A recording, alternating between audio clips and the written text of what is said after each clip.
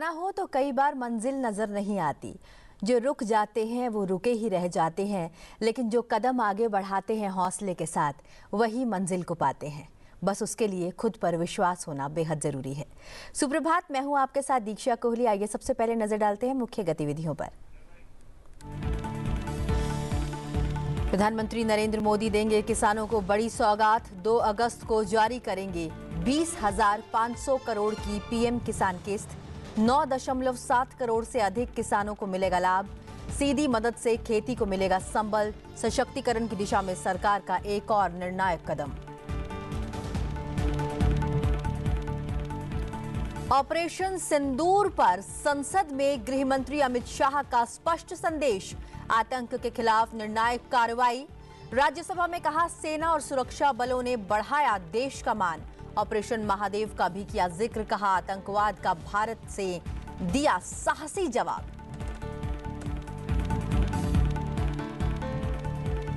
लोकसभा अध्यक्ष ओम बिरला का आह्वान, भारत की प्रगति की कहानियों को दुनिया के सामने रखें सच्चाई के साथ। हर स्टोरी रेजिलेंस, नवाचार और समावेशन की दृष्टि से भरपूर। कहा, लोकतंत्र का असली चेहरा दिखाना है विश्व को। विदेश मंत्री डॉक्टर एस जयशंकर बोले, ऑपरेशन सिंदूर में नहीं हुआ किसी तीसरे देश का हस्तक्षेप। पाकिस्तान के साथ संघर्ष विराम में भारत की रणनीतिक स्पष्टता। आतंकवाद पर भारत का स्टैंड रहा सीधा और निर्णायक। मणिपुर में राष्ट्रपति शासन बढ़ाने को लोकसभा की मंजूरी। सदन ने संवैधानिक व्यवस्था को बरकरार रखने के प्रस्ताव को दी स्वीकृति। कठिन हालात में लिया गया संवेदनशील और जिम्मेदार फैसला।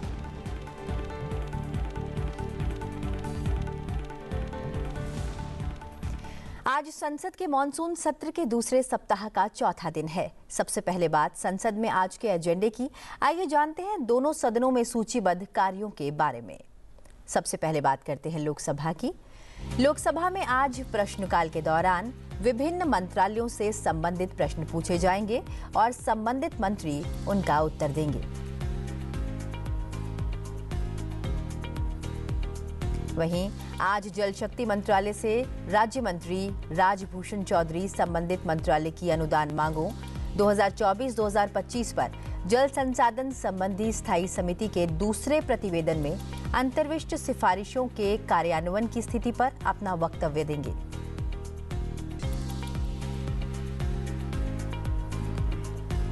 मुरलीधर मोहेल नागर विमानन मंत्रालय से संबंधित अनुदान मांगों 2022-2023 पर परिवहन, पर्यटन और संस्कृति संबंधी स्थायी समिति की 334वीं में प्रतिवेदन में अंतर्विष्ट सिफारिशों के कार्यान्वयन की स्थिति पर अपना वक्तव्य देंगे।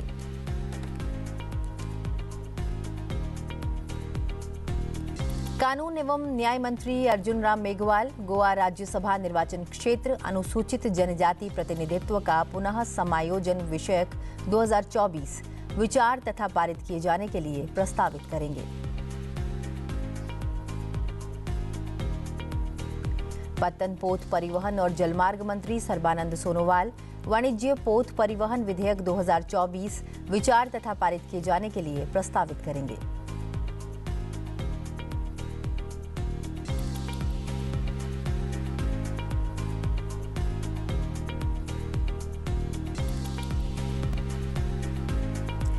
और अब बात करते हैं राज्यसभा की। राज्यसभा में आज डॉक्टर दिनेश शर्मा कर एस सेल्वानगबंधी विभाग संबंधी संसदीय स्थायी समिति की रिपोर्टों की एक प्रति अंग्रेजी और हिंदी में सभा पटल पर रखेंगे।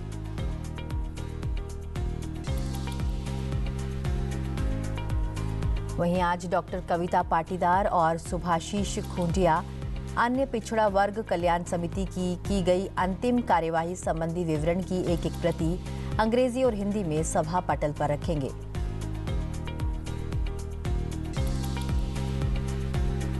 वहीं आज अन्य पिछड़े वर्गों यानी कि ओबीसी के कल्याण संबंधी समिति के लिए निर्वाचन का प्रस्ताव किया जाएगा।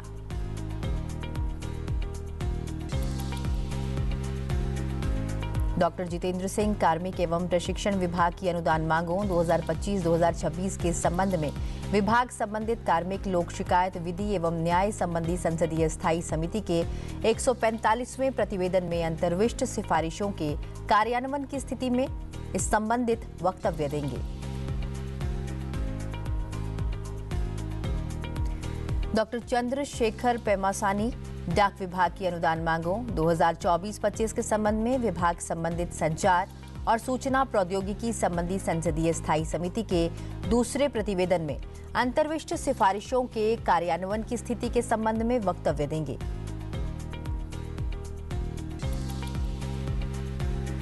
वहीं शोभा करंदलाजे श्रम एवं रोजगार मंत्रालय से संबंधित अंतर्राज्यीय प्रवासी श्रमिकों के लिए सामाजिक सुरक्षा और कल्याणकारी उपायों के संबंध में विभाग संबंधित श्रम वस्त्र और कौशल विकास संबंधी संसदीय स्थायी समिति की 16वें प्रतिवेदन में अंतर्विष्ट सिफारिशों के कार्यान्वयन की स्थिति के संबंध में वक्तव्य देंगी।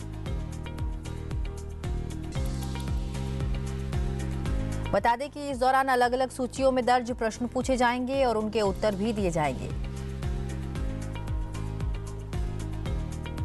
इसके साथ ही केंद्रीय मंत्री सर्बानंद सोनोवाल समुद्र द्वारा माल वहन विधेयक 2025 विचार तथा पारित किए जाने के लिए प्रस्तावित करेंगे।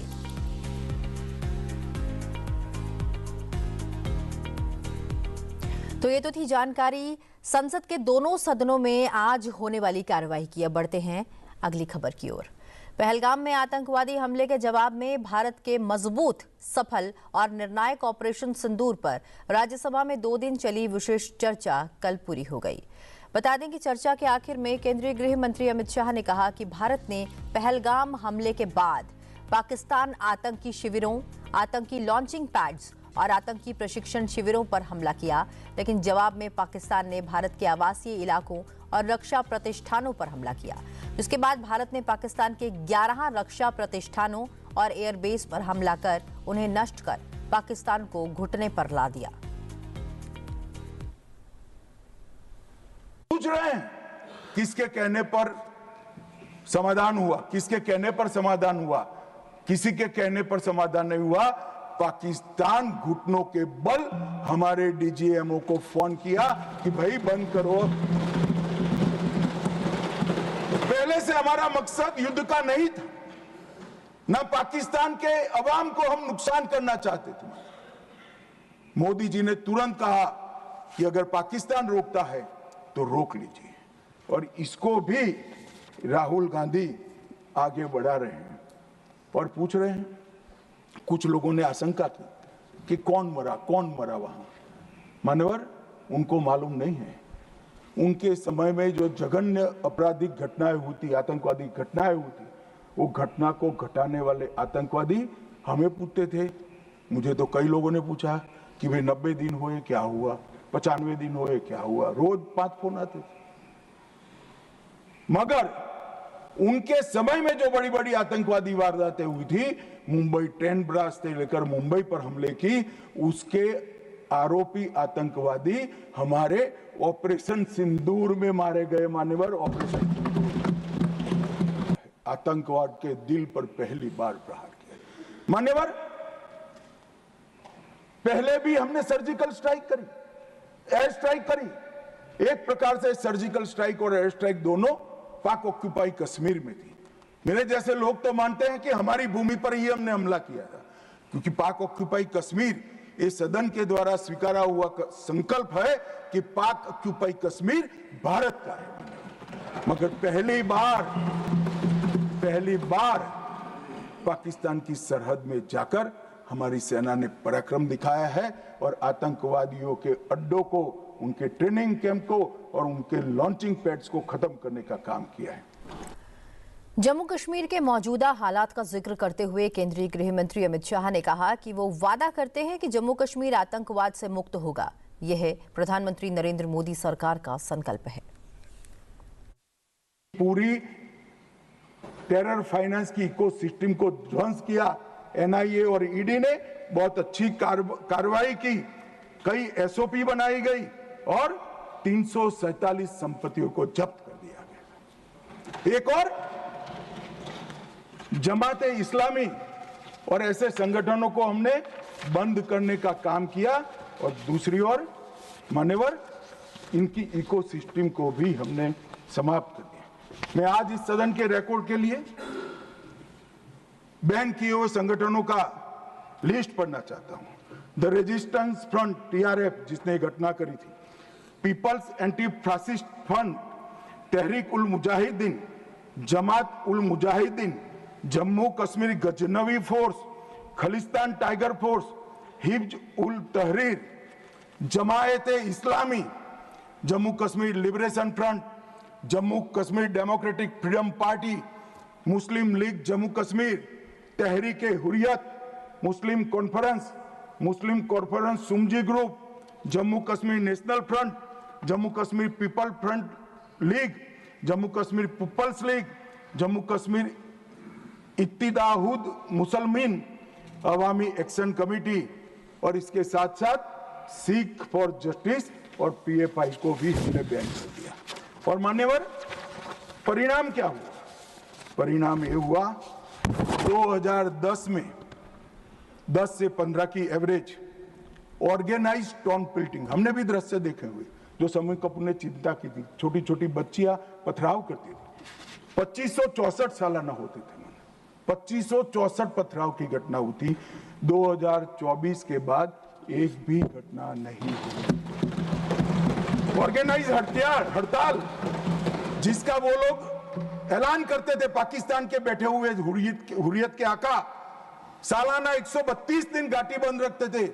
3 साल से एक भी हड़ताल का ऐलान नहीं हुआ है, हिम्मत नहीं है। टाउन पेल्टिंग में नागरिकों की मृत्यु, 112 नागरिक मारे जाते थे, अब 0 मारे जाते हैं। सिक्योरिटी फोर्स का इंजर्ड, साल में 6235 सिक्योरिटी फोर्सेस इंजर्ड होती थी, अब 0 हो गई है। मान्यवर इसके साथ साथ ये पूछ रहे थे, अभी वो शिवसेना की सदस्य भी पूछ रहे, क्या आतंकवाद समाप्त हो गया?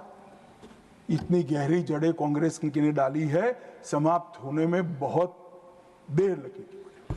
हमारा प्रयास है जल्द से जल्द, परंतु मान्यवर आंकड़े में कहना चाहता हूं समाप्ति के कगार पर है। आपको पसंद नहीं आएगा मगर समाप्ति के कगार पर है।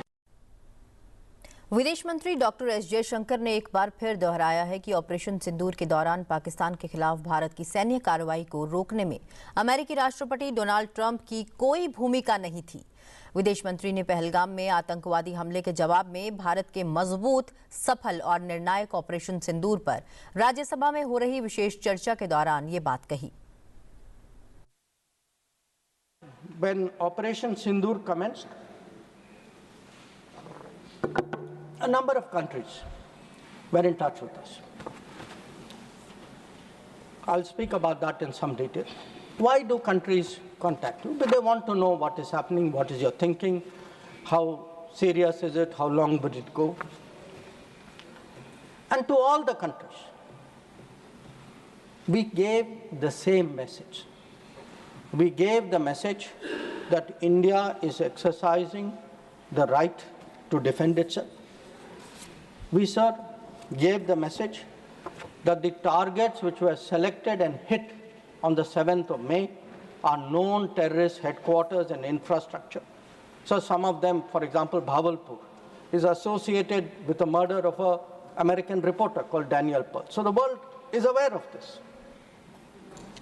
We gave a message, sir, that we were not open to any mediation, that anything now between us and Pakistan would only be bilateral.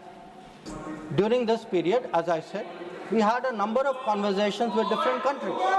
We had conversations with the US, we had a conversation with the EU, we had a conversation with Saudi Arabia, and I want to say this, when all the calls which I got are actually on record, they are on my social media record.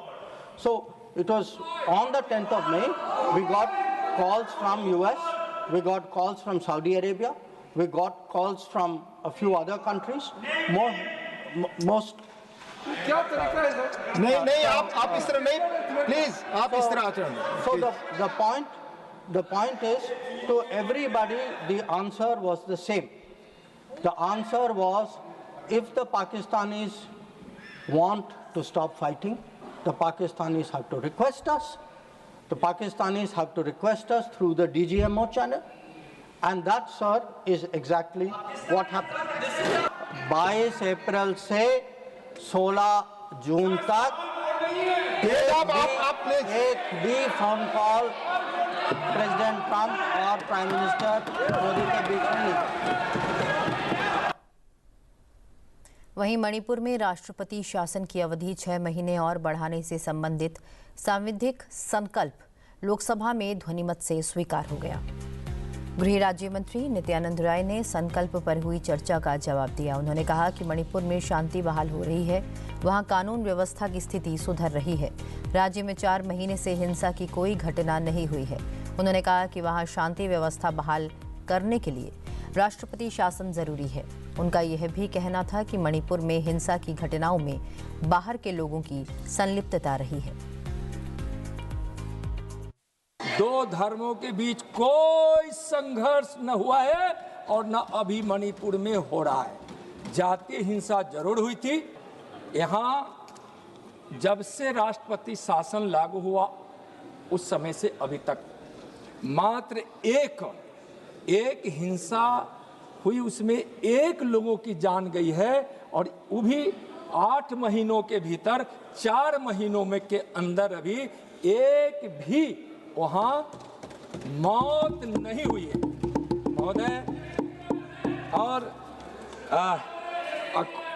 कोई साहब बोल रहे थे कि वहां कोई शांति व्यवस्था नहीं है, तो शांति व्यवस्था का इससे बड़ा प्रमाण क्या हो सकता है?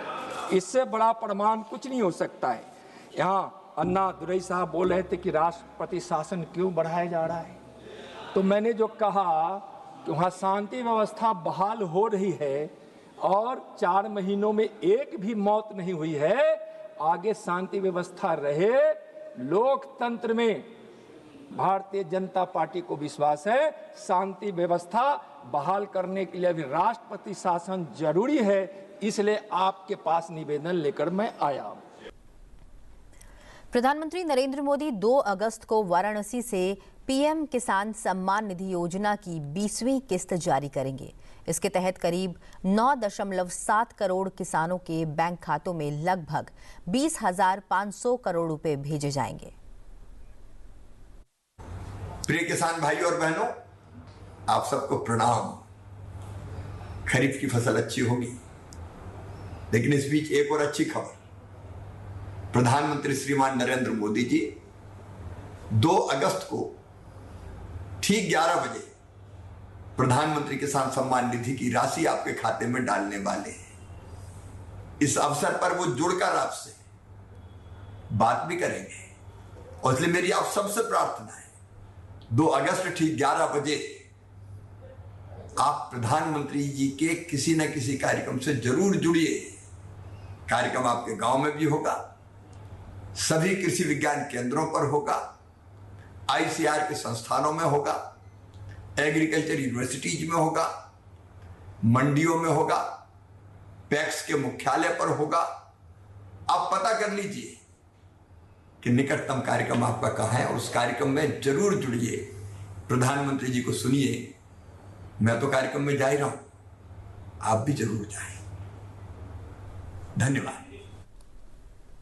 लोकसभा अध्यक्ष ओम बिरला ने कहा कि आज जब हमारा देश प्राचीन ज्ञान और आधुनिक आकांक्षाओं के साथ आगे बढ़ रहा है, ऐसे में भारत के दृढ़ संकल्प, नवाचारों, समावेशिता और विकास की गाथा को सही ढंग से और ईमानदारी के साथ बताया जाना चाहिए।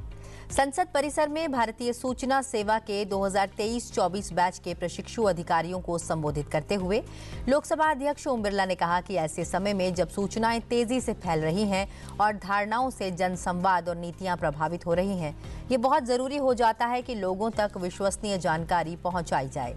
उन्होंने कहा कि आईआईएस अधिकारियों पर न्यू इंडिया के बारे में जानकारी देने और दुनिया के सबसे बड़े लोकतंत्र में जन संवाद को प्रभावित करने की बहुत बड़ी जिम्मेदारी है।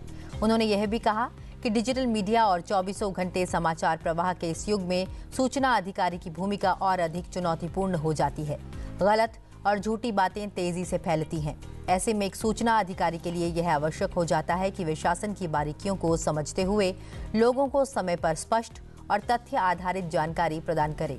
उन्होंने युवा सिविल सेवकों से आग्रह किया कि वे न केवल सरकार की आवाज बने, बल्कि नीतियों की व्याख्या करते हुए इन्हें आमजन को समझाएं और पारदर्शिता के रक्षक भी बने।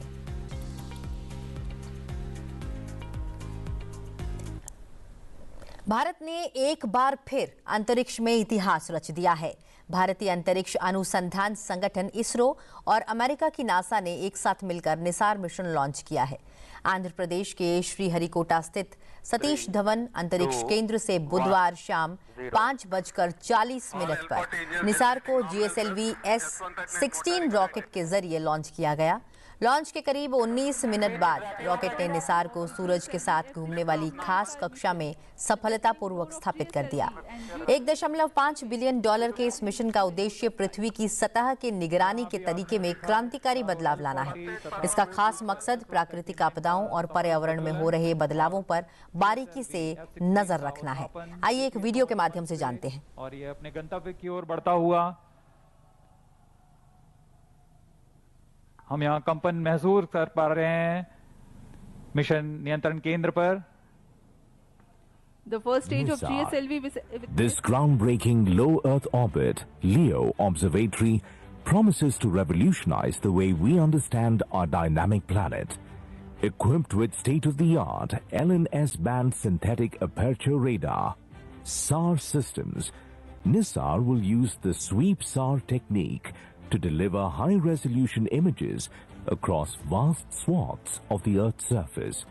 Incredibly, it will map the entire globe every 12 days, offering unprecedented consistency in spatial and temporal data. NISAR's mission is nothing short of transformative. From tracking glacial melt and monitoring agricultural landscapes to analyzing seismic shifts and managing disaster response, it will empower scientists, researchers, and policymakers with vital insights. By precisely measuring minuscule movements and colossal environmental events alike, NISAR will help us decode Earth's complex ecosystems and natural hazards. The flagship mission sees NASA contributing the L-band SAR, engineering payloads, critical systems like GPS receivers, and the solid-state recorder.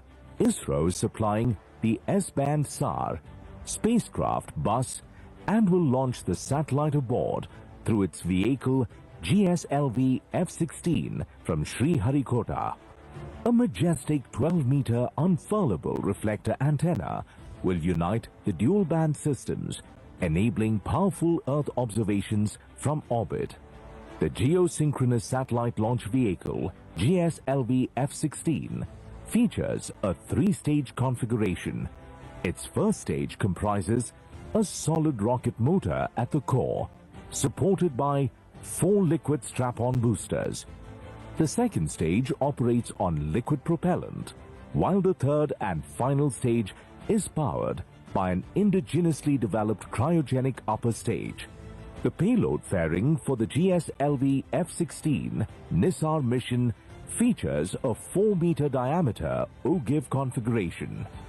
The launch will take place from the second launch pad at India's spaceport, SDSC Shar at Sriharikota. It is the first GSLV mission to be launched into a sun-synchronous polar orbit. NISAR is not just a satellite. It's a symbol of global unity, scientific excellence, and hope. It promises to safeguard our future by helping humanity live more wisely with nature. Bharat के वीर सपूत उधम सिंह की आज पुण्यतिथि है। देश उधम सिंह की पुण्यतिथि पर उन्हें श्रद्धांजलि दे रहा है। आइए हम भी इस महान देशभक्त को नमन करें।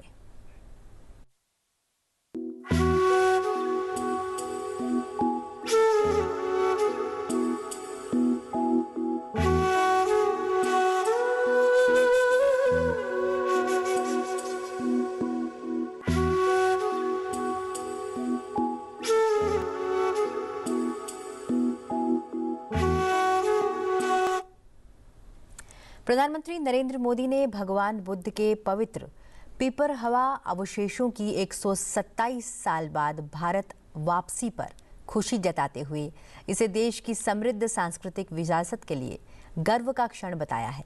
प्रधानमंत्री ने सोशल मीडिया प्लेटफॉर्म एक्स पर पोस्ट करते हुए कहा, हमारी सांस्कृतिक विरासत के लिए एक आनंददायक दिन।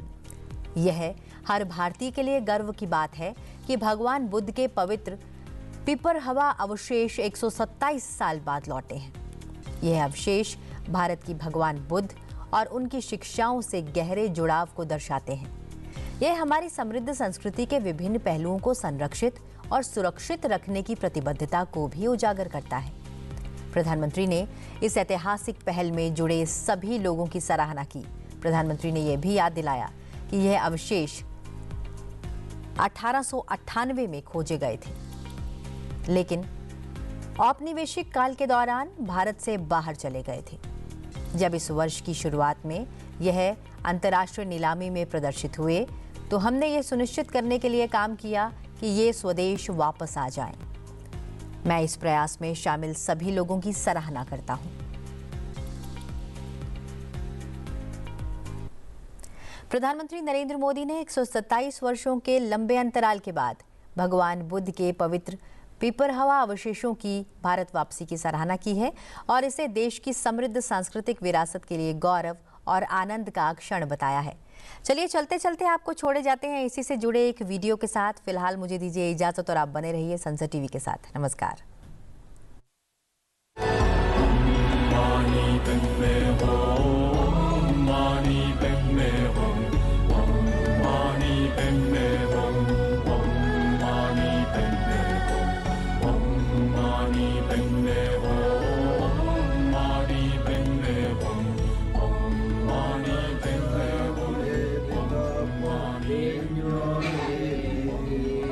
सुपटिपन्नो भगवतो साभावेन सदा सुखी भवन्तु ते भवन्तु सर्वमङ्गलं रक्षन्तु सर्वदेवता